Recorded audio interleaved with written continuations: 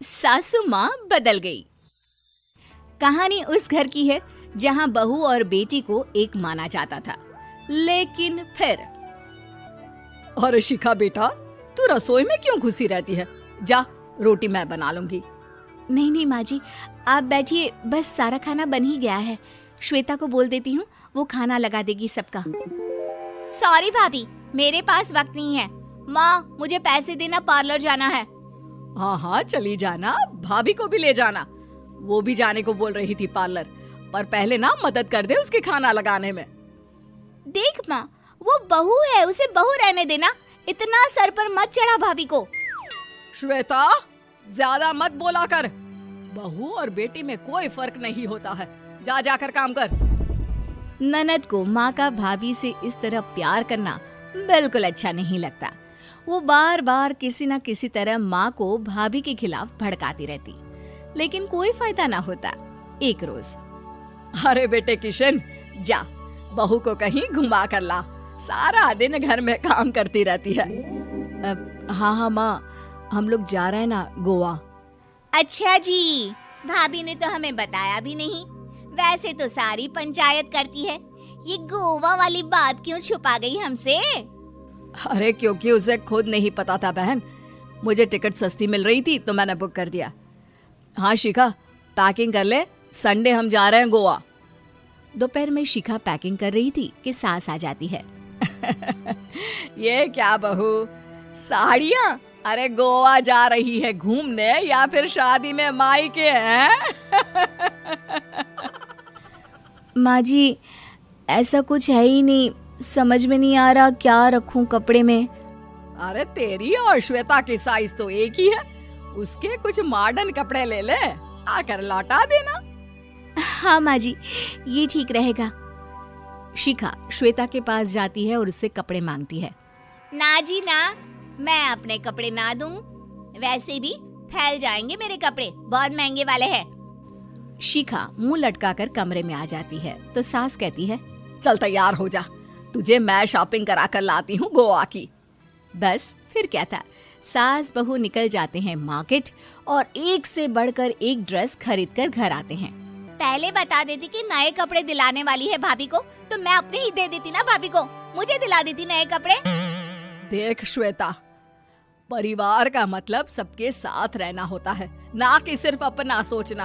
वैसे भी तुझे अच्छे संस्कार सीखने चाहिए। और रही बात कपड़ों की, तो शिखा, आज से घर पर भी तू मॉडर्न कपड़े ही पहनेगी। कोई जरूरत नहीं है ये साड़ी वाड़ी लपेटने की। अब क्या था, घर पर श्वेता और शिखा एक जैसे रहते। एक बार पड़ोसन आती है। अरे बेटा, अपनी माँ को तो बुलाना जरा, बात करनी है। शिखा सास को बताती है और रसोई में चली जाती है। ये आपकी बेटी बहुत बड़ी हो गई है, इसके लिए एक रिश्ता है, कहो तो बता दूं।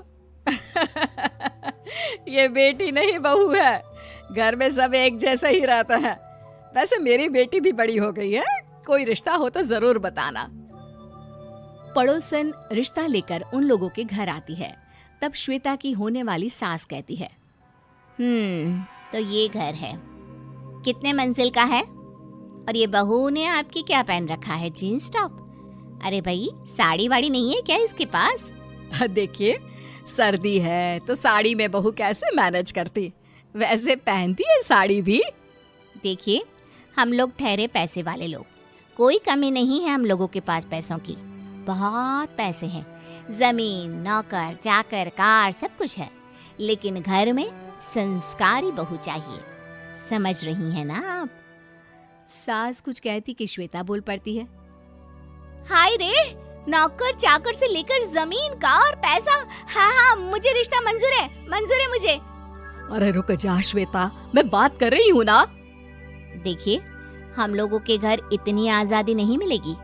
अरे हाँ कर देना माँ, हाँ कर दे जल्दी से। सास क्या करती, बेटी की शादी ऐसे घर में कर देती है जहाँ ना उनके विचार मिलते हैं और ना ही आचार। शादी के बाद एक रोज फोन पर, श्वेता बेटा, एक बार घर आ जा, बहुत दिल करता है तुझे देखने का। माँ, वो घर पर बहुत काम होता है, कैसे आऊँ? बड़ा घर है, लेकिन आने जाने वालों की लाइन ही लगी रहती है। बेटा मैं तो जानती थी उस घर का हाल, लेकिन तू ही नहीं मान रही थी। माँ देख, हर घर का यही हाल है। तेरी बेटी को यहाँ घूंघट हटाने की परमिशन नहीं है और एक तरफ भाभी स्कर्ट पहनकर घूम रही है। बेटा मुझे क्या पता था कि मेरी बेटी को ससुराल के नाम पर पिंजरा मिल जाएगा। अच्छा माँ, फोन रखती हूँ, सास को गर्मा गर्म रोटी खिलानी है। तुम लोगों की तरह नहीं कि एक रोटी बनाओ, एक सब्जी बनाओ, फिर सारा दिन फ्री होकर घूमो। सास फोन तो रख देती है, लेकिन सोच में पड़ जाती है कि एक तरफ बेटी जिसे कोई आजादी नहीं, वहीं दूसरी तरफ बहू जिसे देखकर लगता ही नहीं कि उसकी शादी भी हुई है। अगले रोज। शिखा, अरे ओ शिखा। हाँ माँ, क्या हुआ? कुछ चाहिए आपको? मैं जिम जा रही थी। जिम के कपड़ों में बहू को देखकर सास को घूंघट में अपनी बेटी का ख्याल आता है। देख बहू, घर में बहू की तरह रहा कर। इतने टाइट कपड़े पहनकर जिम जाना पसंद नहीं मुझे। जा जाकर रोटी बना। रोटी? माँ अभी तो शाम की 6 बजे हैं, इस वक्त रोटी? अब क्या मेरे खाने पीने पर भी पहरा है? अरे जब मर्जी तब मैं अपने घर में खा भी नहीं सकती क्या? बहू को अजीब लगता है। वो समझ नहीं पाती कि जो सास कल तक इतनी सपोर्टिव थी, उन्हें अचानक से क्या हो गया। वो किचन में जाती है, गरम रोटी के साथ 2 तरह की सब्जी, रायता, सलाद सब लेकर सास के पास आती है। माँ जी, खाना। इतना सारा खाना? राक्षस समझा है क्या मुझे? रोटी मांगी थी मैंने गर्मा गर्म बस। पर माँ जी, रोटी खाती किससे आप? सब्जी तो बनानी थी ना। अरे भूख मर गई मेरी तेरी बहस से। जा जाकर काम कर, अंदर पूरी रसोई साफ कर। बहू अंदर चली जाती है। थोड़ी देर में श्वेता घर आती है। अरे शिखा जल्दी से चाय ला, पकवान बना, मेरी बेटी आई है।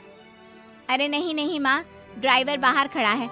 मैं तो घर का कोई सामान खरीदने के बहाने यहाँ आ गई हूँ, मुझे जाना होगा। अरे बेटा, पर कितने दिनों बाद देख रही हूँ तुझे, रहने आ जाना 2-4 दिन के लिए। आ जाऊंगी माँ, जब मेरी सास मरेगी तब। मैं तो रोज मन्नत मानती हूँ कि मेरी सास मर जाए तो अच्छा है। अच्छा चल, जा रही हूँ माँ। हे भगवान, कैसे कैसे दिन देखने पड़ रहे हैं मेरी बेटी को। सास अंदर जाती है, जहाँ श्वेता की जिम वाली सहेली का फोन आया होता है। क्या बात है, आज जिम नहीं आई?